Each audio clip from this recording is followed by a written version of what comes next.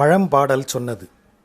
அமைதியற்ற கடலுக்கும் அசைவற்ற பெருமலை அடுக்குகளுக்கும் நடுவே பரந்து கிடந்த அந்த நிலத்தில் கரும்பாறை கூட்டங்களின் ஊடாக ஓங்கிய மரங்களும் அடர்ந்த புதர்களும் எழுந்து பரவிய பசுமையின் மீது வெயில் பற்றி எரிந்து கொண்டிருந்தது.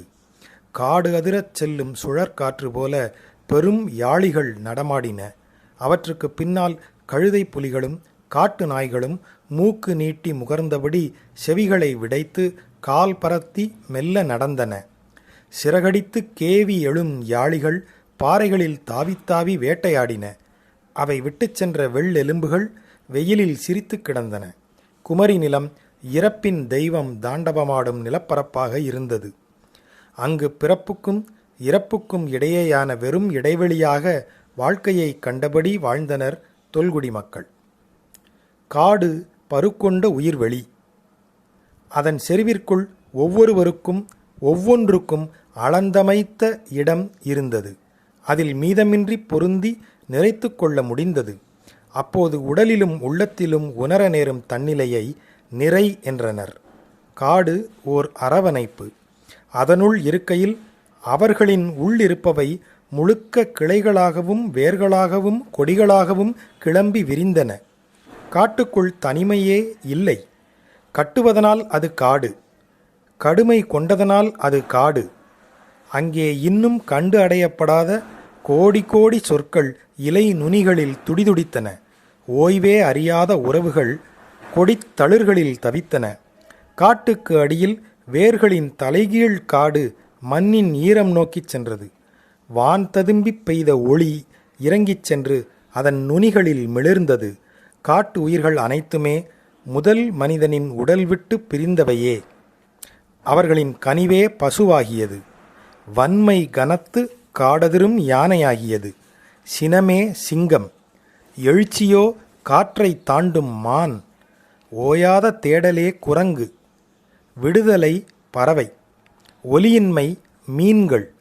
துயரம் புழுக்கள். கட்டின்மை விட்டில்கள். நெருப்பு காட்டை உண்டு எரிந்து வானை நோக்கிச் சென்றதை கண்டனர். காடு மண்ணை உண்டு வானெழும் பசுந்தழல். காட்டின் உயிர்களெல்லாம் கதிர்கள். பருப்பொருட்களை நுண்மையாக்கி வானுக்கு அனுப்புவதே தழலின் பணி. மண்ணின் அமுதுகளை உண்ண மரங்களின் மீது வானம் வந்து இறங்குகிறது. மனிதனின் தலைமீது வானத்து வல்லமைகள் அவனுக்கு அரணமைத்தபடி பின்தொடர்கின்றன. காட்டில் அவர்கள் விட்டு வந்த தடங்கள் மந்தன நுண் சொல் வடிவில் தேங்கி நின்றன. சன்னதம் கொண்ட குடி மூத்தோர் அவற்றை தொட்டு மின்னல் துளிபட்ட பசுமரம் போல துடித்து நுனிபொசுங்கி கண்டடைந்தனர். காலமற்ற வெளியில் உலவும் நுண்மொழி வழியாக முதல் குமரியும் முக்கண்ணனும் ஆழிவண்ணனும் அவர்களை வந்து அடைந்தனர். சன்னதத்தின் ஆழத்தில் அவர்கள் அரண் சூழ்ந்த பெருநகரங்களைக் கண்டனர். அங்கே மகுடம் எழுந்த மாடங்களும் வண்ணம் பொலியும் மக்களும் வாழக்கண்டு வேலர்கள் சொன்னதை கேட்ட மக்கள் வியத்தகு கதைகளாக மாற்றிக்கொண்டனர். உண்பதும் உண்ணப்படுவதும் என இருநிலை கொண்டு கண்முன் விரிந்த அம்மண்ணிலிருந்து ஒலிகளை பெற்றுக்கொண்டனர். அ, இ, உ என்ற 3 ஒலிகளால் உரையாடாத தருணங்களில் என்ற அமைதியை கேட்டார்கள். ஒலியும் ஒலியின்மையும் கலந்த வானையும் மண்ணையும் கடலையும் சுட்டுவதற்காக அந்நான்கையும் கலந்து ஓம் என்ற ஒலியை அடைந்தார்கள்.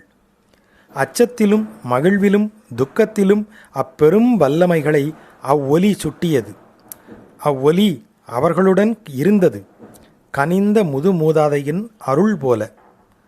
உள்ளம் கொள்ளா அச்சத்துடனும் அடங்காத துயரத்தின் வெறியுடனும் அவ்வெளிகளை நோக்கி உருப்பெறாத கேள்விகளை அவர்கள் எய்தபோது அவை ஓம் ஓம் என்று பதிலிருத்தன.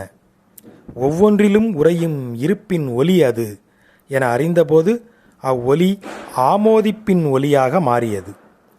தன்னை ஆமோதிக்கும் பெருவெளி முன் அன்னை மடியில் கைக்குழந்தை என தவழ்ந்து விளையாட முடிந்தது. ஒவ்வொன்றையும் ஆமோதித்து தங்களுக்கு துணை சேர்க்க முடிந்தது. அவர்களுடைய பண்டைய அன்னை தெய்வங்களெல்லாம் அச்சொல்லில் குடியேறின. தன் 3ஆம் விழியால் மறைந்துள்ள உலகங்களை பார்க்கத் தெரிந்த அம்முன்னோடி தன் குமுகத்துடன் பின்பு இணையவில்லை.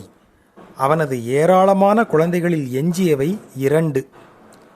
இறப்பின் பெருவல்லமைகளை குழப்பும் பொருட்டு பிறக்கும் குழந்தைகள் அனைவரும் தங்களுக்குரிய முகமூடியை அணிய வேண்டும் என்ற அக்குடி வழக்கப்படி அவர்களில் மூத்தவன் மென்மரத்தால் ஆன யானை முகமூடியையும், இளையவன் இறந்து போன தன் 5 உடன்பிறந்தாரின் முகங்களையும் இணைத்து 6 முக முகமூடியையும் அணிந்திருந்தான். அக்குழந்தைகளுடன் மலைமகளான அவன் இல்லாள் வந்து அவனை தங்கள் குடிசைக்கு அழைத்தாள். இறந்தவர்களும் வாழ்பவர்களும் பிறப்புக்கு காத்திருப்பவர்களுமான எல்லையற்ற முகக்கடல் அலைகளிலிருந்து அவனால் அவர்களை தனித்தறிய முடியவில்லை. எங்கும் இருந்து கொண்டிருந்ததனால் எந்த குகையிலும் தங்க முடியவில்லை. 7ஆம் நாள் தன் எருதின் மீதேறி அந்த மலை முகடுக்கே திரும்பிச் சென்றான். பின்பு அவன் மலை இறங்கவே இல்லை. 3ஆம் விழியின் வழியாக புடவியை காலமற்ற வடிவில் கண்டான். ஒவ்வொன்றும் ஒவ்வொரு துளியிலும் உறைந்திருந்தன என்று அவன் அறிந்தான். பாயும் சுடரில் கடல் நீளமும், சுழிக்கும் நீரில் அனல் ஒளியும், மலைப்பாறைகளில் காற்றின் விரைவும் கலந்திருப்பதாகக் கண்டான். 5 பெரும் பருக்களும் 5 புலன்களால் அறியப்பட்டன. புலனறிதலின் அடையாளங்களை ஒவ்வொரு கணமும் மனிதனிடமிருந்து வாங்கி அவை அணிந்து கொண்டன. பருப்பொருளின் ஒவ்வொரு துளியிலும் ஒலிமயமான வானம் இருந்தது. ஒவ்வொரு பொருளிலும் அவன் அதை கேட்டான். ஒவ்வொன்றுக்கும் அதன் ஒலி அடையாளத்தை சூட்டினான். அவற்றை அவன் சொற்கள் என்று அழைத்தான். அவை ஒவ்வொன்றும் தன்னுள் இருக்கும் அமைதி குளத்தில் அலை எழும் வடிவுகள் மட்டுமே என்று அறிந்தான். அவ்வடிவுகளால் ஆன ஒரு மாற்று உலகத்தை தன்னுள் படைத்தெடுத்தான். தூங்கும்போது விழித்தெழும் 3ஆம் கண்ணால் மட்டும் அவன் கண்ட உலகங்கள் கூட மெல்ல அம்மாற்றுலகில் வந்து படிவதை உணர்ந்தான். அந்த நுட்பத்தை தன் மக்களுக்கு கற்பித்தான். எல்லைகளுக்கு அப்பால் அச்சம் தரும் பேருருக்களாக விலகியிருந்த ஒவ்வொன்றும் அவ்வாறு அடையாளங்களாயின. பெயர் பெற்ற மறுகணமே அவற்றின் கடுமை தணிந்தது. அறிமுகத்தின் ஒளி அவற்றின் விழிகளில் நெளியத் தொடங்கிற்று. பழகிய பெருவிலங்குகள் போல அவை மத்தகம் தாழ்த்தி பணிந்தன.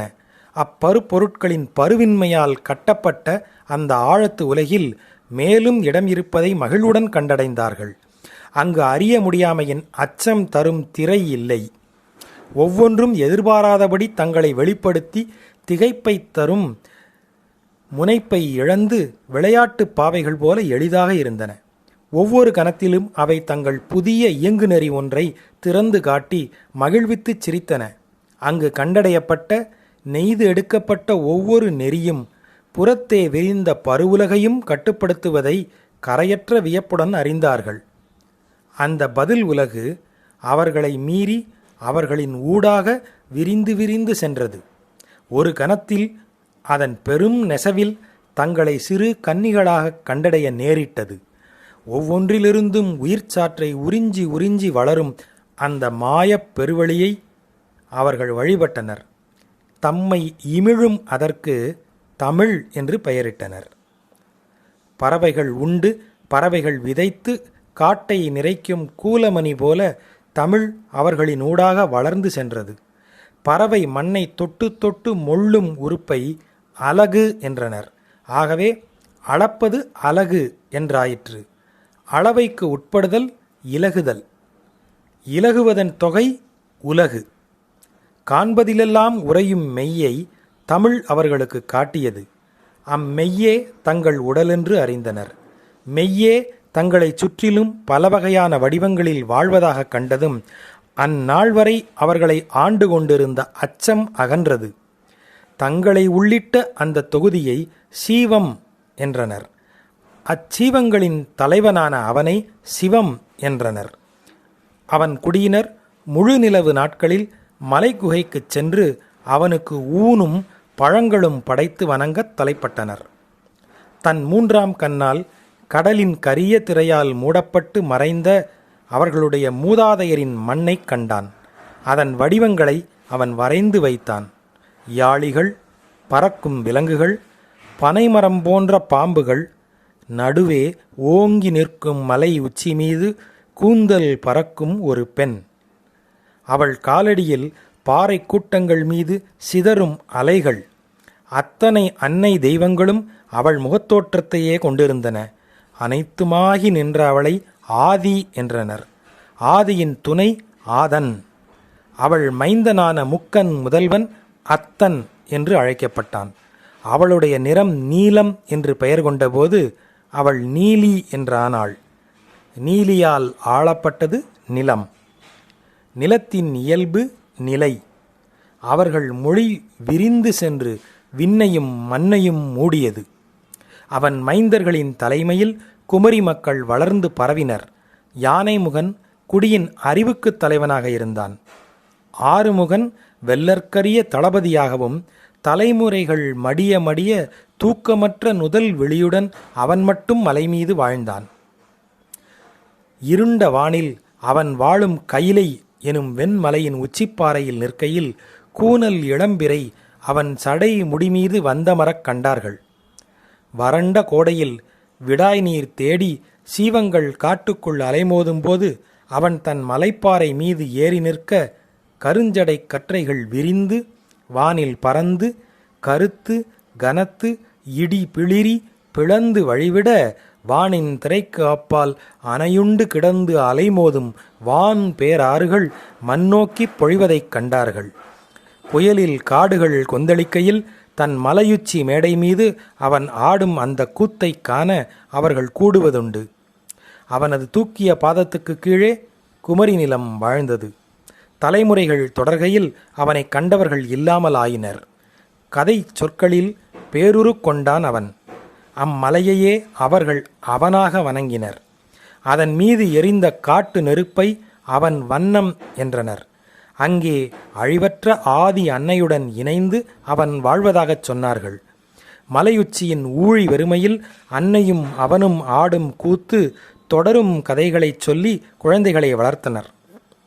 எடுத்த பொற்பாதம் நிலம் தொடும் கணம் காட்டிலும் கடலிலும் நெஞ்சங்களிலும் எல்லா அசைவுகளும் இல்லாமல் ஆகிவிடும் என்றும், அது வானோக்கி உயரும் கணம் அம்மலை உச்சியின் நுனியில் அப்பாத முனையை அச்சாக கொண்டு மண்ணும் விண்ணும் சுழன்று உச்ச வெறிகொண்டு வடிவங்கள் அழிந்து இன்மையாகி ஒடுங்கும் என்றும் சொல்லப்பட்டது.